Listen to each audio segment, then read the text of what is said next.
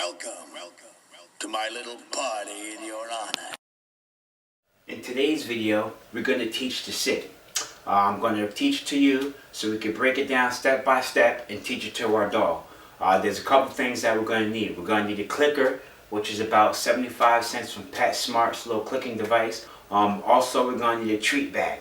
Now, you don't have to have a treat bag. Some people just put the treats in their pocket, but it's like $7.49, $8 also at PetSmart. You really don't even need a clicker because you can also say yes to mark the spot. But the clicker is more precise, and also it is a timing issue. Timing is very important when we're teaching using the clicker or just using a correct word in general. If the moment does the exact behavior we want, we either click and then treat, or we praise and then treat. But either way, we have to be consistent. So praise and treat, or click and treat. But we have to be consistent with those two things. The more consistent we are, the more consistent the dog will be, the more consistent the sit will be.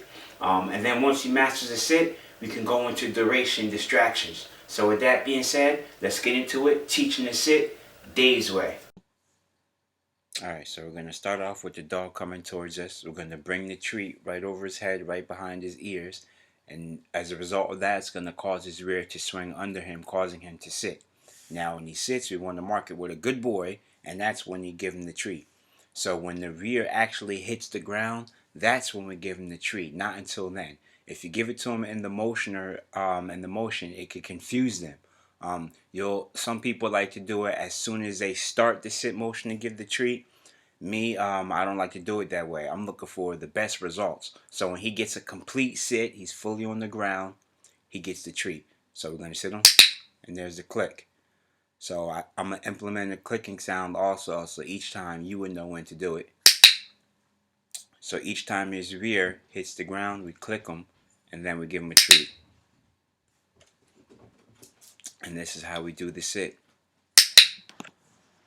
Alright, so now I'm going to show you how to get him off the treats, because we don't want to walk around with an obese dog or anything like that. So we're going to keep the same procedure. We're going to sit him down, and then we're going to give him the treat. But this time we're going to switch it up. This time we're actually going to give him some love. So he's working for affection now. So we're going to ask for the sit. He sits. We're going to click. But now we're going to give him some love. Good boy. Good boy. Good girl. You know, and you got to be excited about it too. I mean, I'm not so excited right now because he's grown and he's got it. But when he was a puppy, and you can see that on YouTube.com, Mr. No Mercy, at 8 weeks, he was doing this exercise, and I had him sitting quickly. Now, when you're doing this with a puppy, you want to watch their temperament. If the temperament is excited, then you don't want to be too excited because you want to keep them in the training. If you have a mellow or submissive dog, then you have to be a little bit more excited because you also want to keep them engaged in the training. So this is how we wean them off the treats. We keep them coming forward, and we're going to click between treats and affection. And we slowly give less and less treats. But you notice, because I'm doing that, when I do give him the treats, I might not give him one this time. I might give him 4 or 5, just because he's getting them in the fewer increments. So this is how we wean them off. And then also with this, we'll take them out in the backyard. We'll do the same thing there. And then we'll add distraction to it. And this is how we master the sit.